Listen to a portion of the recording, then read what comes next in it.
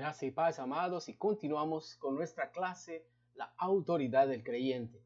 Estábamos leyendo un pasaje del libro de Marcos en el capítulo 1 y vemos no solamente la forma en que un hijo de Dios ejerce autoridad en el ejemplo de Jesús.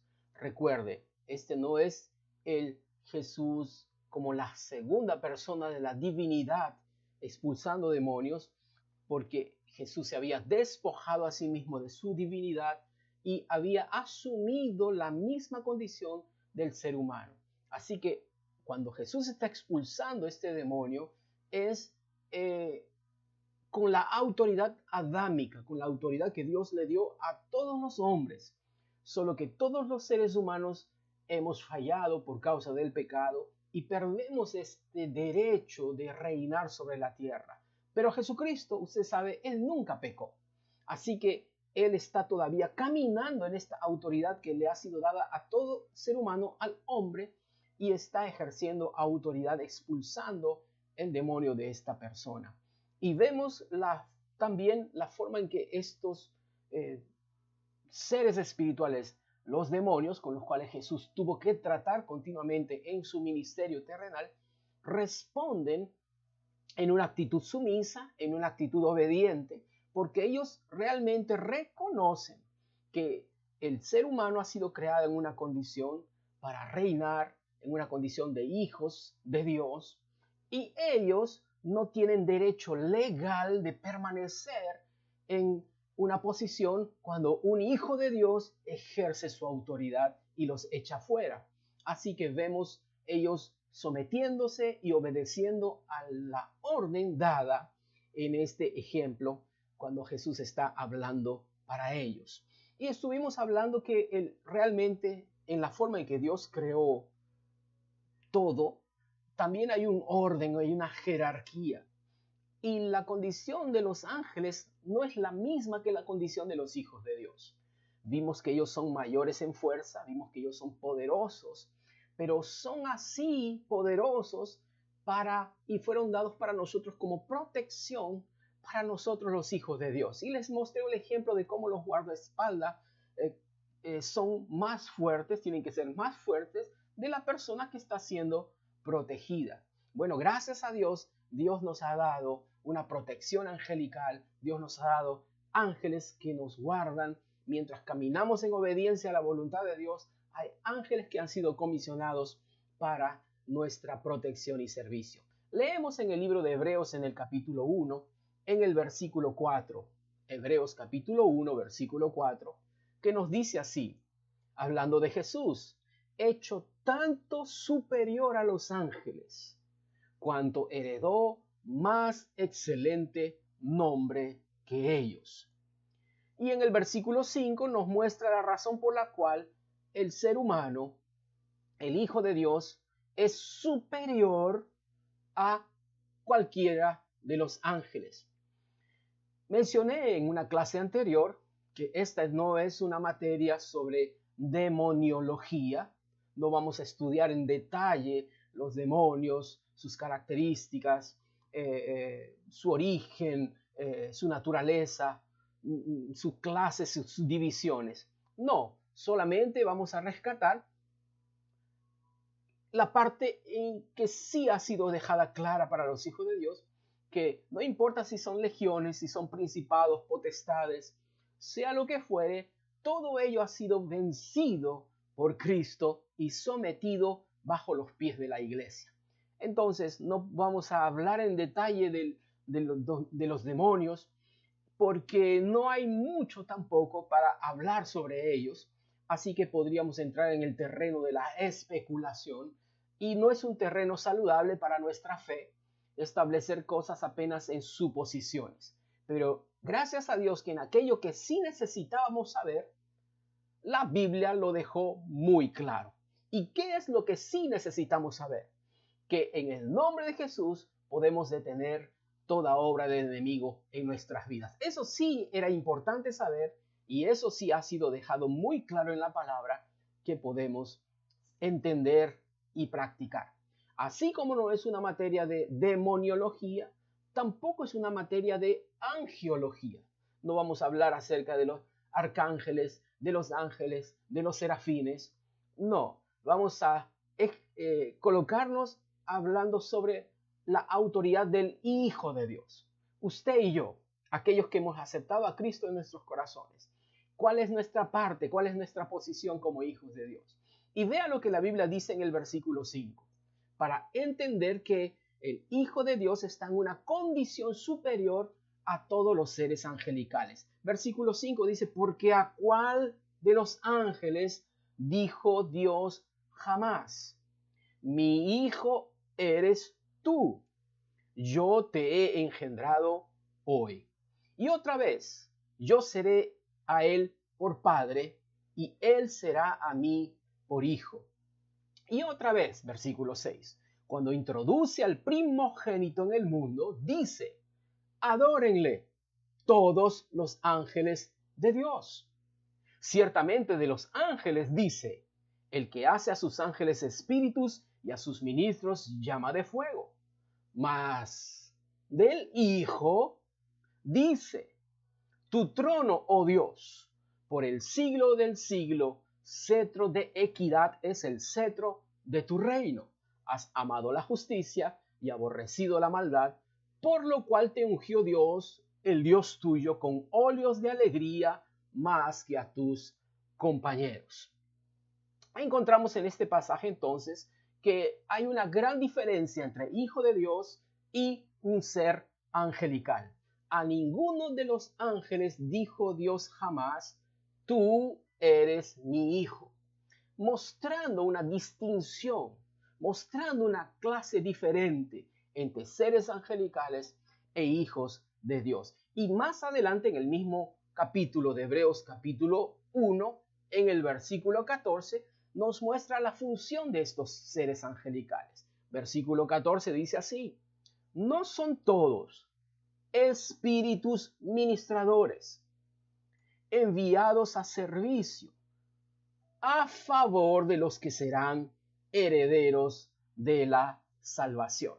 Entonces, mientras del Hijo dice, tu trono, oh Dios, cetro de equidad es el cetro de tu reino, con respecto o con relación a los ángeles, nos menciona como espíritus ministradores, enviados a servicio, a favor de los que somos herederos de la salvación. Y con este pasaje usted ya puede tener respuesta también para algunos pasajes controversiales en el Antiguo Testamento que colocan a los ángeles y lo interpretan cuando aparecen los hijos de Dios, se alegraban delante del Señor y asumen que se refiere a los ángeles. No, porque Dios nunca jamás llamó a alguno de los ángeles de su hijo. Aleluya. Gracias a Dios. Entonces termina la controversia. Gracias a Dios en estos pasajes. Volvemos a lo que estamos estudiando. Y mencionamos entonces que cuando Jesús estaba expulsando los demonios en este pasaje, en el libro de Marcos, en el capítulo 1, los que estaban allí prestando atención, exclamaban diciendo, ¿qué cosa nueva es esto? ¿No? ¿Qué nueva doctrina es esta? Y mencionamos que para ellos era algo novedoso, pero yo quiero decirles que era nuevo para ellos, pero no era nuevo para Dios. De hecho, era el plan original de Dios para el hombre, para su hijo, para el hombre, caminando en autoridad, ejerciendo poder y autoridad. Aleluya. Gracias a Dios. Y no era nuevo en el plan de Dios, de hecho era el plan original. Era lo que Dios tenía pensado para que caminen en autoridad. Pero lo que sucede es que por causa del pecado, ninguno pudo caminar y ejercer esa autoridad, porque todos bajo el Antiguo Testamento, todos habían sido tentados y habían fallado. Y quedaban entonces, en vez de poder caminar señoreando y ejerciendo autoridad, perdían esta condición de autoridad y vivían de allí en adelante sometidos a las influencias del enemigo, esclavos del pecado. Todo esto está en el Antiguo Testamento. Y mencionamos que no hay ningún ejemplo en el Antiguo Testamento de personas siendo libres de demonios. No vemos ni instrucciones de cómo tratar con demonios. De hecho, no hay mucho que la Biblia hable sobre la existencia o la naturaleza ni del diablo ni de sus demonios. Y ellos estaban existiendo todo este tiempo. Ellos estaban allí provocando problemas, dificultades, pero desde el mundo espiritual, donde las personas pasaban inadvertida la existencia de estos seres espirituales. Quiero que usted se coloque en su mente en el tiempo del Antiguo Testamento. Había un ser de maldad todo ese tiempo. El diablo estaba presente allí. Sus demonios eran reales, estaban operando libremente, pero en el ámbito espiritual, donde el ser humano normal no podía ver. Sin embargo, porque no podían ver esa operación del mal y no había mucha revelación en la palabra de Dios, solamente la parte que Dios estaba trayendo. Por ejemplo, que solo hay un solo Dios. Entonces, Israel tenía la revelación de la palabra y esta palabra fue revelándose progresivamente. De hecho, inclusive todo el Antiguo Testamento estaban hablando en parte. Era revelación parcial. Cuanto más revelación del mundo espiritual. Era muy limitado el conocimiento que se tenía en el Antiguo Testamento de la existencia del diablo y de la operación del diablo. Y no podían darse cuenta porque también el enemigo operaba en el ámbito espiritual. Solo tenían lo que la palabra de Dios estaba revelando. Y lo que Dios estaba revelando y enfatizando para Israel era esto, que ellos solo tienen un solo Dios. A diferencia de las otras naciones impías, paganas que vivían sobre la tierra en ese tiempo, las otras naciones tenían diversos dioses. Tenían dioses del monte, tenían dioses del valle, tenían sus diferentes divinidades. Pero Israel, a diferencia de las otras naciones, ellos solo tenían un solo Dios, porque Dios mismo había revelado que no había otro Dios, solamente Adonai, solamente Elohim, solamente Jehová. Y no debían adorar a nadie más que solo Él, porque solo Él existía. Entonces, esa era la única revelación que Israel tenía en el Antiguo Testamento. Ahora, la respuesta para esta duda, ¿cuál sería? Acerca de el bien y el mal. Las naciones que tenían diversos dioses tenían esta respuesta. Cuando uno de los dioses prevalece, ahí sucede la voluntad de este Dios.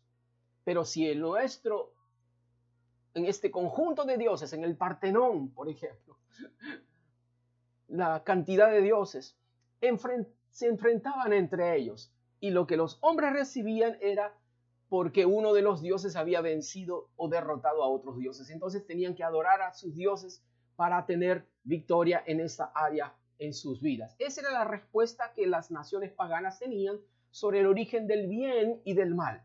La lucha entre sus dioses y el que vencía y prevalecía sobre otro dios, entonces manifestaba o revelaba su voluntad. Por eso es que adoraban al dios del mar, al dios de la guerra, al dios de la paz, a la diosa de la fertilidad, buscando el favor de sus dioses. Y esa era la forma en que ellos entendían sobre el bien y el mal. Pero Israel no tenía este Partenón de dioses. De hecho, Dios solamente había revelado que solo existe un solo Dios. Entonces ellos concluyeron, ya que solo existe uno, no hay nadie más, no existen otros dioses. A la pregunta del porqué del bien y del mal, ellos respondían, bueno, como solo existe un único Dios, Él tiene que hacerlo el bien y el mal. Como solo existe uno, entonces Él es el autor tanto de lo uno como de lo otro. Como Dios ha revelado que Él y solo Él existe, entonces Él tiene que ser el autor tanto de lo bueno como de lo malo. Y usted va a encontrar muchas expresiones en el Antiguo Testamento colocando a Dios, culpando a Dios que Él hacía las dos cosas. Dios da, Dios quita. Dios enferma, Dios sana. Dios hace la paz, Dios hace la guerra. Esas expresiones eran comunes en el Antiguo Testamento porque ellos tenían esa conclusión de la revelación parcial que habían recibido, que solo existe un único Dios. Entonces, en el Antiguo Testamento no tenían mucha revelación del mundo espiritual, solo la parte que Dios estaba revelando en su palabra. Y mencionamos que era revelación inclusive parcial. Es por eso que hay estas expresiones en el Antiguo Testamento. ¿Y por qué es que Dios no reveló mucho del mundo espiritual? Bueno, porque de hecho no iba a ser de mucha utilidad, porque el hombre en sus pecados no podía ejercer autoridad sobre los espíritus de demonios. Pero gracias a Dios, Dios les dio inclusive defensa contra ese ámbito espiritual contrario. Dios cuidaba de la parte espiritual negativa que venía contra Israel. Entonces, aunque Dios no les reveló la existencia del diablo, Dios cuidaba por Israel de esa parte espiritual. Dios simplemente les decía, ustedes cumplan mi palabra, obedezcan mi palabra, y yo cuido del lado espiritual por ustedes.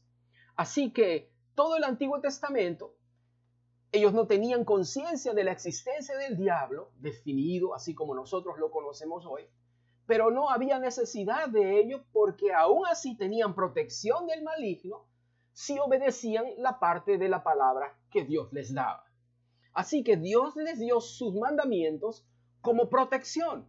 Y si ellos guardaban la palabra, tenían protección en lo natural, pero también de lo espiritual. Es por eso que usted encuentra en el libro de Éxodos los juicios siendo derramados en la nación de Egipto, pero en el campamento de Israel ninguna plaga llegaba a sus casas. ¿Por qué? Estas eran plagas, estas eran plagas, juicios contra inclusive los dioses de los egipcios, pero en el campamento de Israel había una protección. Usted se acuerda inclusive en el tiempo de la salida de Israel de Egipto, en el día llamado el día de la Pascua, dice que el ángel de la muerte pasaría, pero que Dios iba a cubrirlos y el ángel de la muerte pasaría por encima de ellos. ¿Se da cuenta? Existía todo ese tiempo del Antiguo Testamento un agente del mal, el diablo, pero Israel pasaba inadvertido de la existencia de ese enemigo y de sus demonios, porque si guardaban la palabra, Dios los protegía de esta parte espiritual. De hecho, cuando usted lee Deuteronomio, Dios les da que escojan entre la bendición que vendría por causa de la obediencia o la maldición por causa de la desobediencia. Y vemos entonces que si ellos guardaban la palabra, Dios enviaría bendición sobre sus campos. Recuerda que la tierra entró bajo maldición por causa de la transgresión de Adán. Así que la tierra está aún bajo esa misma corrupción. Sin embargo, si Israel guardaba la palabra, Dios enviaría bendición que anularía esa corrupción sobre la tierra y la tierra se volvería fructífera para Israel, para el Israel que guarda la palabra. Así que Dios les dio su palabra y si ellos guardaban la palabra, Dios cuidaba tanto de la parte natural, pero también de la parte espiritual. Y es por eso que ahora usted va a llegar a entender por qué aparece en el libro de Malaquías, el último libro del Antiguo Testamento, Malaquías, que Dios está diciéndoles que ellos lleven sus diezmos al alfolí, que haya comida en su casa. Verso 9, malditos sois con maldición, porque vosotros la nación toda me habéis robado. Están quebrando la palabra. Y al quebrar la palabra se colocan, se abren a esta parte, a esta influencia negativa del mal y están entonces vulnerables a los ataques del enemigo. La forma de ellos defenderse de los ataques del enemigo eran guardando la palabra. Si guardaban la palabra, Dios los protegía y Dios era el que los defendía del enemigo. Versículo 9 entonces les está diciendo la condición en la que ellos se encuentran por su desobediencia, y en el verso 10 les dice cómo corregir y cerrar esa brecha que tiene el enemigo. Verso 10, traed todos los diezmos al alfolí y haya alimento en mi casa. Y probadme ahora en esto, dice Jehová de los ejércitos, si no os abriré las ventanas de los cielos y derramaré sobre vosotros bendición hasta que sobreabunde. Versículo 11, reprended por vosotros. Estoy leyendo versículo 11. Reprenderé también por vosotros al devorador, y no os destruirá el fruto de la tierra, ni vuestra vid en el campo será estéril, dice Jehová de los ejércitos, y todas las naciones os dirán bienaventurados, porque seréis tierra deseable, dice Jehová de los ejércitos. Aquí encontramos entonces las instrucciones de Dios para Israel, para volver a recibir de la bendición de Dios sobre sus vidas. Es que ellos estaban en desobediencia a las órdenes de Dios, no estaban dando sus diezmos en este caso, y había una maldición por causa de la desobediencia o por quebrar la ley. Ellos estaban abiertos a la parte de la maldición que viene sobre los que desobedecían la ley. Y Dios no quería que ellos sean destruidos. Así que les dice, vuelvan a cumplir la palabra, vuelvan a entrar en obediencia a mi palabra, y yo cuidaré del lado natural y del lado espiritual por ustedes. ¿Se da cuenta? Israel no necesitaba conocer mucho del mundo espiritual, solamente guardar lo que Dios le había dado en su palabra, y Dios cuidaría por ellos de la parte espiritual, del adversario, del enemigo. Es por eso que aparece aquí como Dios el que sería reprendiendo al devorador por ellos. Si nosotros no tenemos cuidado y llevamos este pasaje para el nuevo pacto, para el Nuevo Testamento, nos daría a pensar que aún Dios sigue teniendo que cumplir esta parte. Que sea Dios el que reprenda al enemigo, que sea Dios el que expulse al diablo de nuestras vidas, que sea Dios el que haga esta parte en la vida del creyente el día de hoy. Sin embargo, yo les vengo a decir una cosa. Número uno, su palabra nos trae protección. El día de hoy, inclusive, si guardamos su palabra, si hay personas que guardan la palabra de Dios, hay una protección, hay un escudo de protección sobre sus vidas. Pues la Biblia también nos dice en el libro de los Salmos, Salmo 91, que su palabra es escudo y adarga, que significa que su palabra también es refugio. Esa es la palabra para adarga. Escudo y adarga es su verdad. Así que Dios no los dejó desprotegidos. Su palabra es protección. Guardar su palabra nos trae seguridad y refugio. Gracias a Dios, aún en el día de hoy. Israel entonces tenía que guardar la palabra de Dios y tendrían la protección divina también de la parte espiritual. Si usted se da cuenta, en el libro de Job vemos una situación donde Job está siendo vulnerado, atacado, pero Dios había colocado un cerco de protección. El mismo diablo reconoce que Dios había bendecido toda la obra de sus manos y había puesto una protección alrededor de él. ¿Se da cuenta? En el Antiguo Testamento no había un conocimiento del diablo, de la existencia del diablo, ni de su actividad, ni su propósito, pero aún así ellos eran guardados y protegidos si cumplían la palabra de Dios. ¿Por qué le sucedió eso a Job? Bueno, simplemente a modo de adelanto, puedo mencionar que Job entró en algunas condiciones donde ya no caminaba en fe, pero empezó a tener temor de que alguna cosa inmediatamente le vendría a suceder y que la protección de Dios no sería suficiente. Y empezaba a ofrecer sacrificios por sus hijos, pero no por un padre agradecido a Dios por la bendición de sus hijos, sino por temor. Tal vez mis hijos hayan pecado contra Dios y nos venga alguna desgracia. Y luego que le sucedió todas estas cosas, él mismo lo declaró. Aquello que más yo temía me ha llegado a suceder. Entonces no es solamente el pecado el que nos coloca vulnerables para los ataques del enemigo, también es el temor, que es la voz de la incredulidad, miedo, que es la voz de la incredulidad, y la tercera razón por la cual muchos cristianos también caen bajo las artimañas del enemigo es el desconocimiento.